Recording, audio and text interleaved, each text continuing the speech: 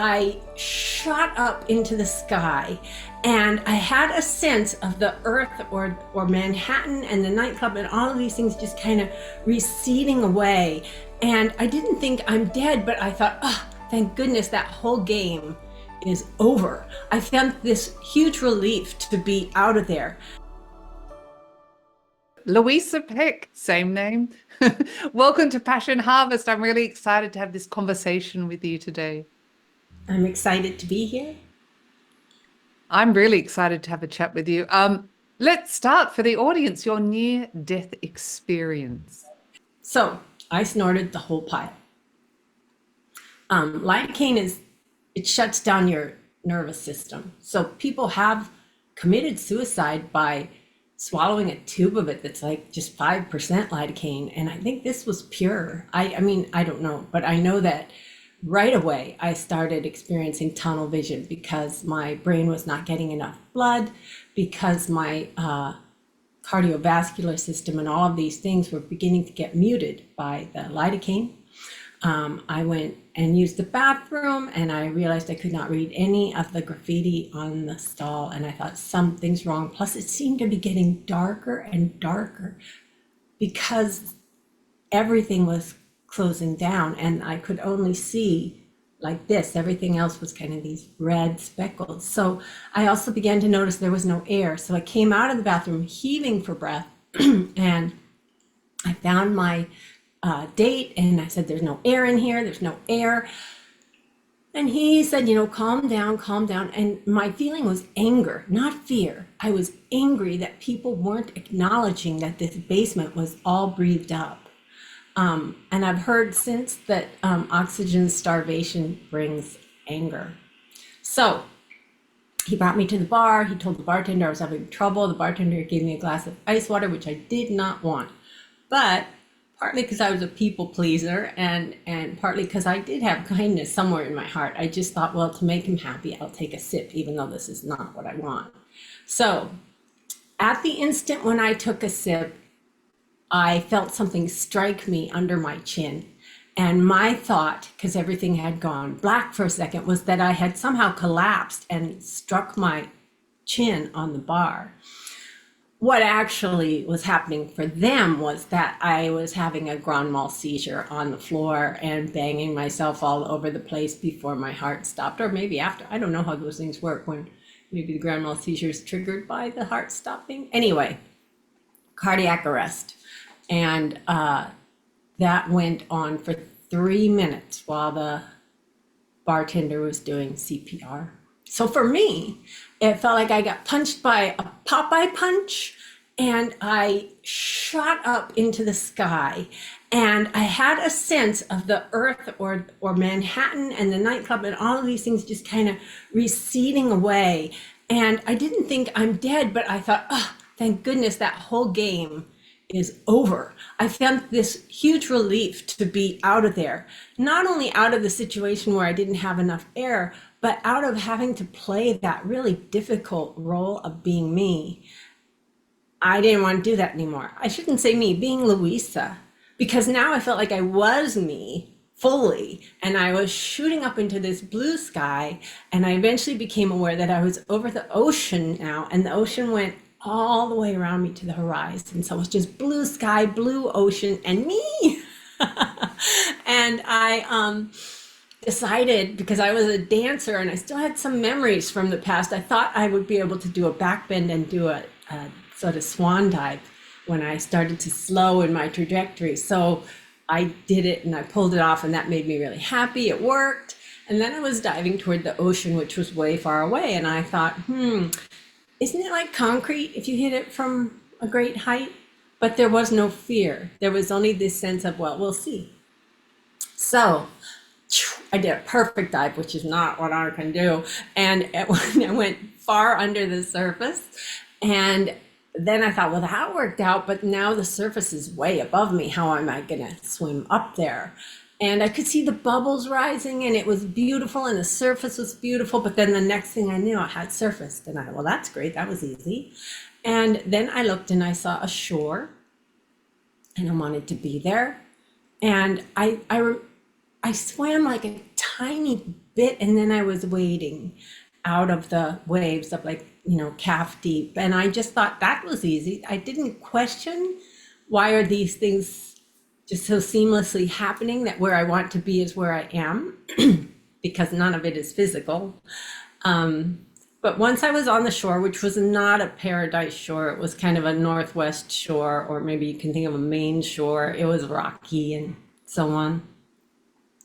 And I looked to my, so I was facing the water, it would be to my right, but it was actually, anyway, I looked down the beach and I saw a mesa coming up. And we have sea stacks here in the Pacific Northwest where the ocean erodes away everything except this pillar of land. And so up on this pillar of land, there was an old weather-beaten house. It was pale blue, and it was, a tiny bit looking dilapidated even from a distance. But I thought, that's got to do with me, and that's where I want to be. And instead of being there, I found myself at the bottom of the mesa, which was now made of rock, and all the rocks were covered with this disgusting, putrid green slime, and I was repulsed. And I thought, man, what is this, rotten seaweed? That was the thought that came to me. But I also had a very can-do attitude. I can do this. I can get to the house. So I just started climbing. I had this very strong confidence that was not my earthly self. It was curiosity, excitement, and capability. That's how I felt on the other side. So I climbed, but somehow in the process of climbing it, I lost my body. I realized this when I got to the door, and I was only this high by the door sill. And I really felt like, well, that's a bummer. That's an impediment. That's really kind of tripping me up. But it's not going to stop me. I'm still gonna experience this. So as soon as I crossed the threshold, it was actually, I saw the wood really close up because I was so low to it, and the wood was super worn. It was worn to that point where you can see the fibers of the wood, but it looks almost kind of powdery. And I knew that this was because all my ancestors had crossed this same threshold. And the agedness of the wood was telling me how far back this had been. I understood kind of a way station. Now, keep in mind that I'm an atheist. I'm a materialist. I don't believe there's any afterlife as Louisa. And also, I don't know anything about my ancestors. I don't care about my ancestors. I'm 22 and I just don't care. These people who research genealogy, what a waste of time, man. But on that side, I felt so honored, and I could feel them witnessing me and their joy that I was arriving. And I just felt this joy of anticipation of joining them, because their love for me was so strong. And so I could feel, especially my grandfather on my father's side, who I never got to meet. He died long before I was born. And he was like, you're my granddaughter and I'm going to get to be with you. And he was super excited. I'd only seen pictures of him in my dad's closet. So I knew that what we did was, there was supposed to be this beautiful armchair where you sat and just looked out at the beautiful ocean. And that's what I wanted to do, but the armchair wasn't there. And I was only this high. I could see the big picture window, but there was no way for me to see the ocean. So I just had the thought, oh, I wish I could see it. And as soon as I thought that, something else took over and it grabbed me. I didn't have a sternum because I was just a point of consciousness rather than a body, but there's still an awareness of where your heart is. And that was where it kind of started pulling from. And so I scooted over the floor and I thought, oh, wow, what's happening? I didn't feel afraid at all. And then I went up the windowsill. I thought, this is crazy. And then went over the windowsill, and then I was flying over the ocean. And I really was thrilled and just thought it was fun, though I didn't understand how it was happening. the sun was setting and it was casting the kind of golden, what would you call that? Reflection that comes toward you from the sun. And there were beautiful colors, and I was zooming ahead, and the feeling of zooming is really delicious. It's really something that I can only describe this motion that has to do with being on the other side. And what was actually happening, I know now, is my vibration was raising and rising, and that's why it felt so good. But I had a thought from the olden days, and I thought, wait a minute, this is a little too perfect. People can't fly. And I wondered, maybe I was dreaming, and I just thought, is this real? And then a voice answered me. I had not been aware there was anyone with me. I had not been aware that anybody could hear my thoughts. But the voice said, more real than anything back there, meaning back in your old life, which I vaguely remembered. And I knew that the voice was right, that this was real, that had been the dream. So I'm getting closer and closer to the sun. The sun's getting bigger and bigger. Again, instead of fear, I thought, am I going to vaporize? Like, what's going to happen now? And instead of vaporizing, I got so close that I could see the corona, and then I passed through a filament and I was inside the sun. And this was the light that we all talk about. It was love beyond any description. It was everything that I had been empty, that I hadn't had enough. I was filled, and I was beyond filled. I was saturated. It's hard to describe, but it's warm at the same time, and it's just an overwhelming feeling of love. I can't describe it, but I also became aware that I was being held by a being. It felt to me like they were holding me like an infant, like I was a little baby, and they were holding me, and perhaps sitting cross-legged on the floor was the feeling I had of their figure, and just pouring love into me. You are so loved, love you so much. And I was responding, I love you. And it became just kind of this state. Instead of an exchange, it became this kind of state of just love. And of course, I wanted to stay there forever. But then the voice said, you can't stay, you're not done. Neither of which meant anything to me. And then the light was gone, and I was in blackness, and I understood that I had been kicked out.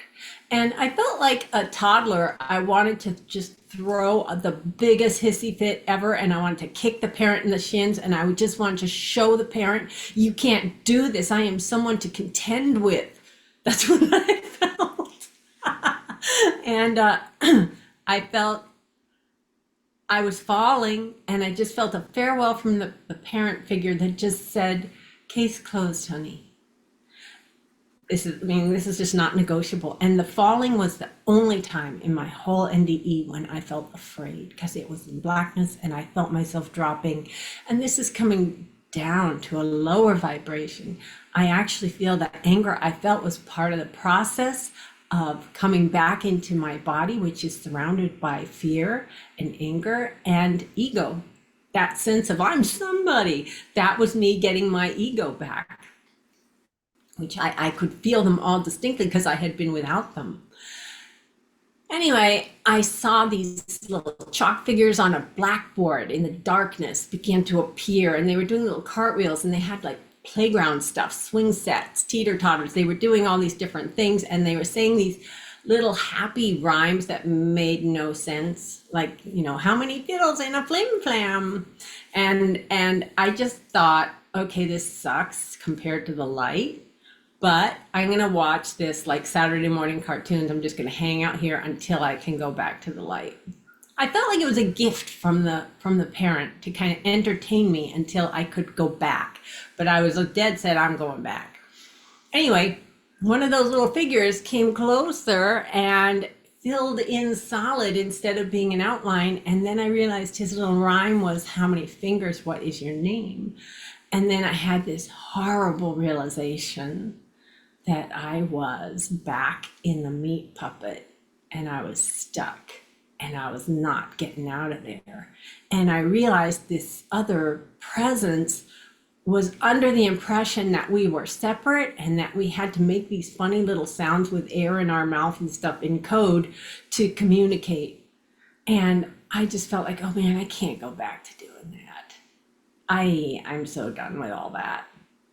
And I actually had a feeling like I think I had returned to my brain, and the sense of where my mouth was like, to me, it felt like it was downstairs in a garage. If you're ever in an apartment and you know there's a garage downstairs, that's where I felt my tongue was. And so I was like, okay, let's give this a try, and I said two, and I said Louisa, and then I was back. And I was lying on the floor of the nightclub, and I was surrounded in a pool of sweat so big that I thought they had thrown water on me, and I was soaked. And I stood up, and there was a huge crowd. None of this really, I felt like I was about 5 years old. And my experience, my feeling was not, oh, I died and I've been doing weird things that people have been staring at. No, it was, they think something happened here, but aren't they silly? Because they don't know what happened there. And I had this kind of gleeful sense of having a secret and a surprise or something inside that nobody knew. Anyway, we all went up the stairs. I didn't know why we were going up the stairs, but we did. And we sat on this bench outside. And eventually well, I have to tell this part, which is the hardest part to tell. The bartender came up and he talked to my date, and he said, my date said, I remember hearing him say, yeah, I was telling you to stop. I thought it was hopeless. And then he came to me and he kind of knelt down and he said, you were gone a long time. I understood that gone meant dead. And with that 22-year-old immaturity, I just felt like how embarrassing, right? And I thought, oh my God, this guy had his mouth on my mouth. How embarrassing. And I was smoking a cigarette by then, and I just barely said, yeah. I don't even know if I said thanks. I guess I probably said thanks, but it's just like you'd say thanks if somebody opened the door for you. It wasn't like, thank you for saving my life and giving me another chance. Being sort of the Good Samaritan means through which God was able to send me back. Anyway, I eventually said to my date, what are we doing? He said, we're waiting for the ambulance. I was like, cool. And then I was like, wait, who's that for? And he was like, you were dead. And I did not want my parents to find out what had happened. I did not want to go to a hospital. I hated hospitals. I just said, can't we just go? And I actually said to him, don't make me go. That's what I said. And so there was just a whole line of taxis out in front. This is a nightclub in Manhattan, he just ran out and we jumped into one, and he said to the driver, just drive. And I remember hearing all this bang, bang, bang, bang, because it was all the people coming and banging on the back of the taxi to get us to stop because I needed to go to the hospital. Anyway, I got back to the apartment. There's more sort of funny things about me not knowing what was going on, but they made me go to bed, and meaning he and my roommate.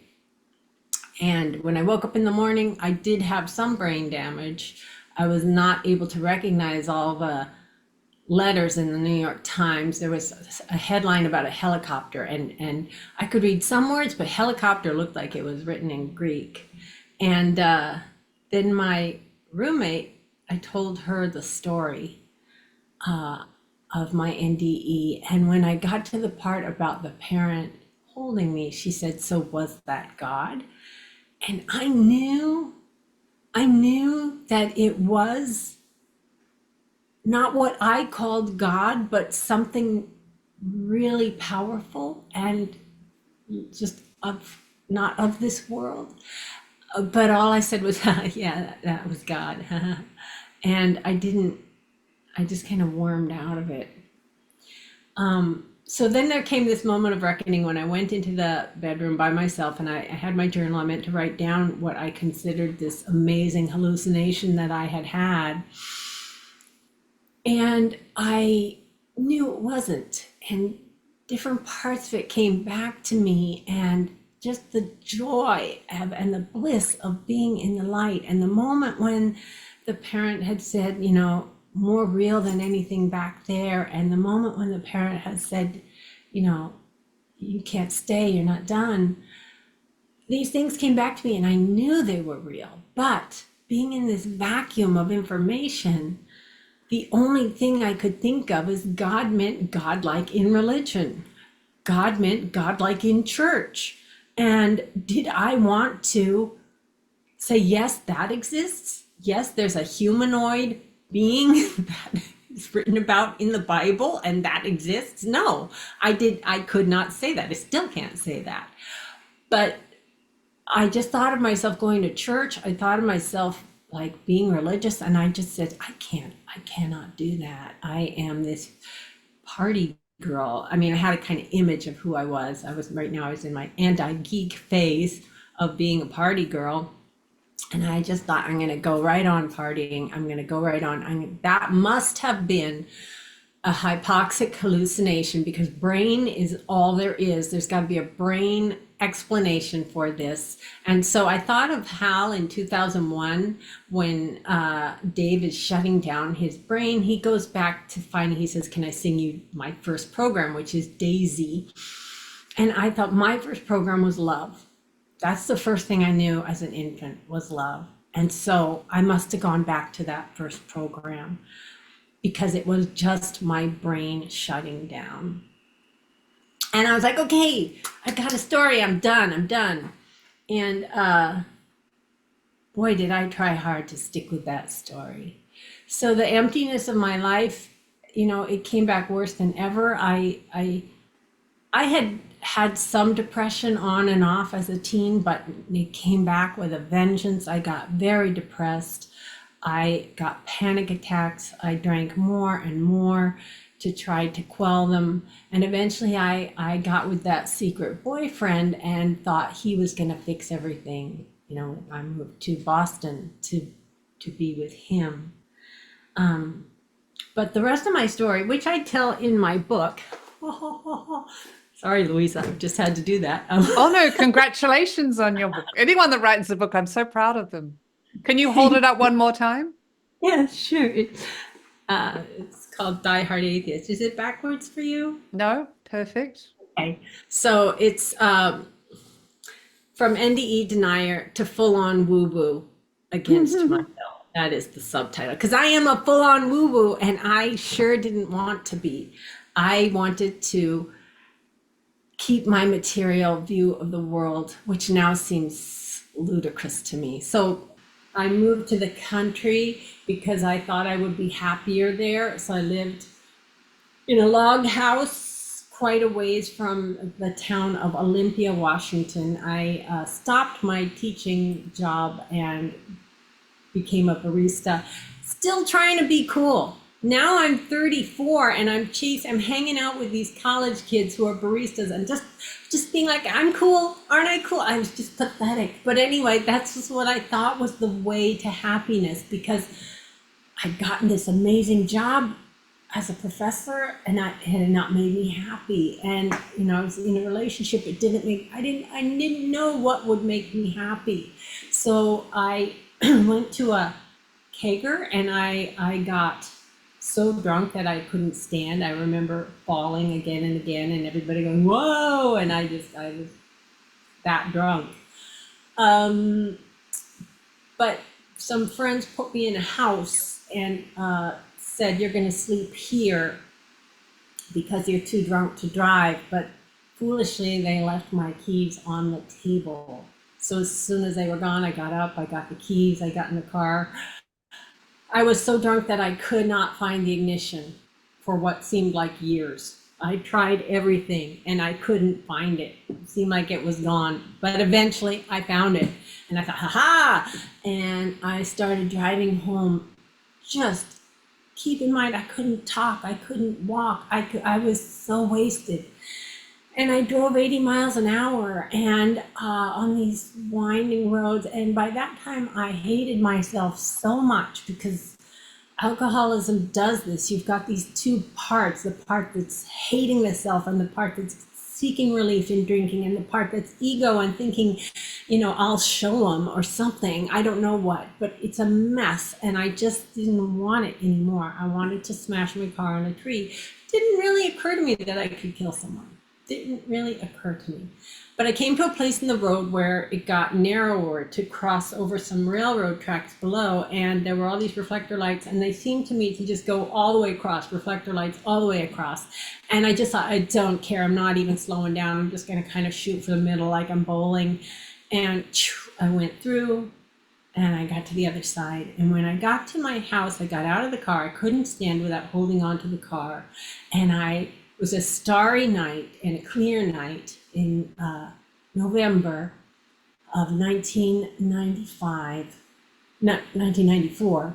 And I thought, man, I am such a badass when I drive drunk. And then somebody shot from the stars through me and into the ground this knowing, this resounding voice that said, this is the last time I can help you. And you do know right from wrong. And it was the same voice that had talked to me, saying more real than anything back there. It was the same one that had held me in the light and loved me. But he was pissed. And he was yelling because in my ego and in my depths of my emotional illness, I was more deaf than anyone to spirit voices. I was at such a low vibration, but he managed to get through, and those were his two messages. And they kind of unpack.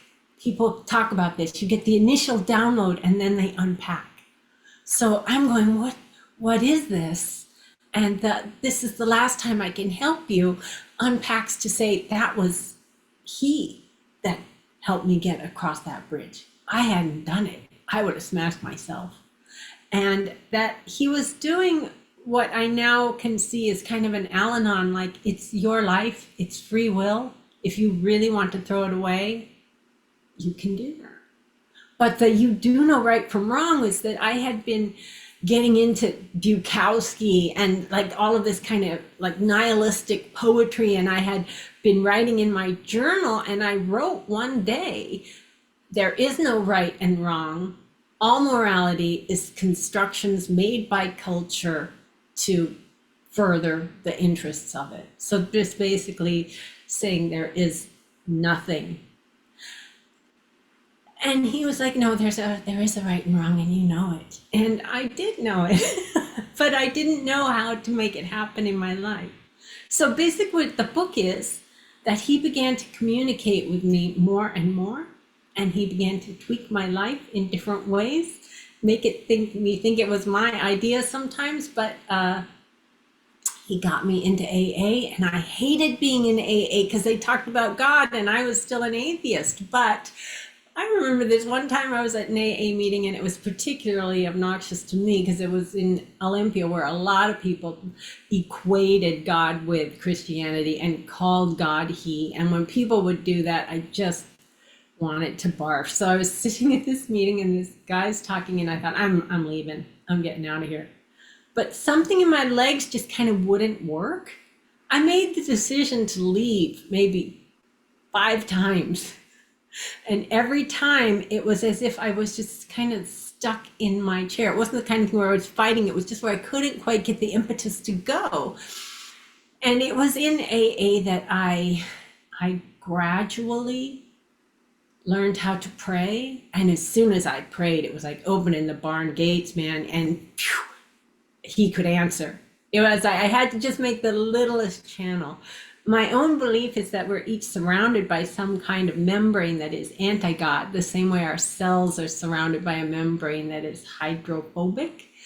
meaning it repels water, so that we can have individuality and sort of spiritual privacy. We have this shell around us, and that once you have an NDE, you tear it, you damage it, and so that things can leak in, like when I can read other people's thoughts. But also, I believe that it's meant to be permeable only this way. We reach out through it, and the spirit world can respond to us. But if we are angry, if we are fearful, it becomes harder and harder for spirit to communicate with us. So I had many, many more experiences, paranormal things, and they're all described in the book. Well, my gosh, that was so thorough. Thank you so much, Louisa. That was just beautiful and so raw and honest. Well, And thank what you. experiences you've had, and look where you are now. Yeah, I guess to describe where I am now, I was just thinking about this before the interview, that there's this quote in, this is my big book, Alcoholics Anonymous. I am sober now for 29 years. I didn't get sober right after that. Wow. It took me another 2 months. So I got sober January 29th, 1995. But in this book, it says in We Agnostics, some of the contemporaries of Columbus thought a round earth preposterous. Others came near putting Galileo to death for his astronomical heresies. We asked ourselves this: are not some of us just as biased and unreasonable about the realm of the spirit as were the ancients about the realm of material? So I honestly think that in the future, we'll look back at this age of materialism and denying of spiritual realities, and it'll look silly. It'll look just as silly as bloodletting, right? Like people really thought bloodletting was a great idea at some point, right? But now we know that's the last thing you'd want to do to someone who's ill. And now all these NDE researchers trying to find it in the brain, and it's not in the brain. It's in the spirit world. And we enter it, we go back to it. Well, thank you. I've got two final questions. What is your advice for those that are suffering or struggling, whatever form that may be? Yeah. Well, I once heard someone say in an AA meeting something that stuck with me. Well, two things I'll say. But the first one that came to mind was, he said, I didn't want to hear this, but he said, love is a one-way street. It goes like this. Meaning that all that looking for love and trying to be a sponge for love and trying to get love from the outside that I did for so many years is not how it works. And that loving itself is the key to happiness. I am so filled with love all day. You could see little Beverly back there. She gets a lot of my love. But after going to relationship, I don't have a relationship now. I'm single, and I am less lonely and more fulfilled and more joyful than I ever was from snagging a hottie or whatever. And it's hard to know what it is to love everything. But it's like a muscle. When you first start trying to do it, you're like, well, how can I possibly love this bunch of moss on the wall there? But it's beautiful. It's an expression of God. The other thing that I was told is a relationship with God is just like any other relationship. The more you hang out, the tighter you get. That's what the guy in AA said. And I love that one too. The more you hang out, the tighter you get. So I talk to my guardian angel all the time now. I have a name for him because I asked him during the pandemic when I had a lot of time on my hands, and he was able to tell me that I didn't know. He'd had so many lives and they were all in alphabets I didn't know. And I just kept saying, please, please give me something. And he eventually gave me Ignacio, which is a Etruscan version of Ignacio, and it means born of fire. And he was in the sun with me. But in any case, I talk to him all the time. And I've had experiences in nature that are beyond what a lot of people can have. So I've hiked hundreds of miles solo. One solo hike that I did was 120 miles from two highways that crossed our Cascade Mountains from one to the other. And it's on the Pacific Crest Trail. And there are a lot of people on the Pacific Crest Trail normally, but this was during the wildfires. So there were very few people. I could hike for 5-6 hours and not see another human. And I had a very spiritual experience with Ignacio and with a tree that I describe in my book, where I had such bad pain that I could not take another step, and I hopped over to this tree and hugged her and asked her for guidance. And she told me each life must ask directly, meaning I can't pray for you. You got to do it yourself.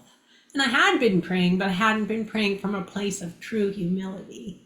And once I did that, I was told what was the matter with my leg and what I needed to do to fix it. So that last night of that trip, I was in a camp and I heard somebody clattering rocks at the creek. Clatter, clatter, clatter. And I was like, man, don't people know they shouldn't disturb the rocks of the creek, because the bears look under the rocks to find grubs and stuff. So I went to go tell this person not to turn over the rocks, and there was no one there. And it had been a bear. And so I was alone at this camp with a bear. I was not afraid. Because I had love for the bear. And who's that in the background? I see someone in yours. No, now they've hidden. It was your a dog? Yeah, it was I don't know. They That's was my- behind the couch, so I couldn't quite see. Okay. But yeah, it was as if I had enough love that there was no room for fear. And each person has to find their own path there. If you had told 22-year-old me you need to love more, I wouldn't have known what that meant. You know, but life will teach you if you pay attention. Thank you. And I guess my final question, you spoke about your spirit guide. What's your advice for the audience to connect more with the dimensions of nature or the spirit world or their own spirit guides? Yeah, so it's connected to what I was just talking about, because that sounds very hokey, and I don't have anything directly from my experience, but you need to raise your vibration, and that means you have to love more. And when you can feel the love rising in you, that's when it is easiest for spirits to communicate with you. Ignacio had to yell at me that time because I was the opposite of that. I was not loving anything. But the times that I have accidentally read people's minds have often been at times when I'm feeling a lot of affection for them, or just affection for humans in general.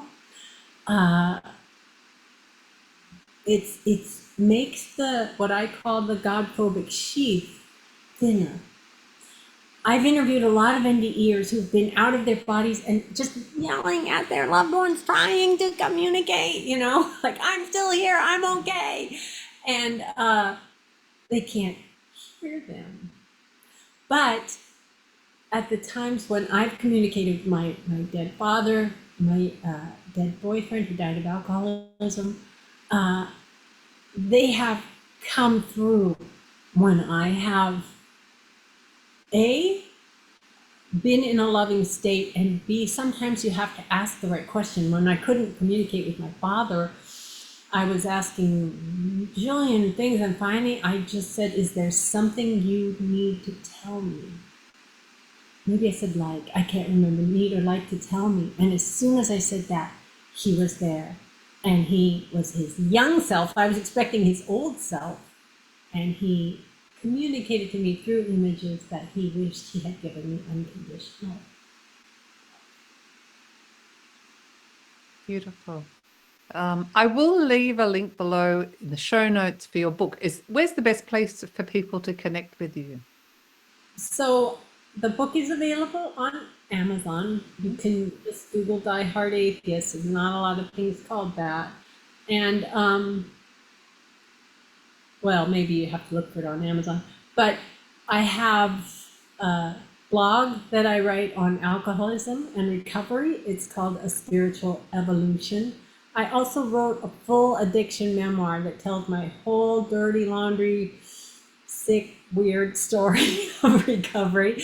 That's also called A Spiritual Evolution, and it's available on Amazon. I have a YouTube channel. It's a lot of my hiking adventures. There's a video there that I made on that 120-mile hike.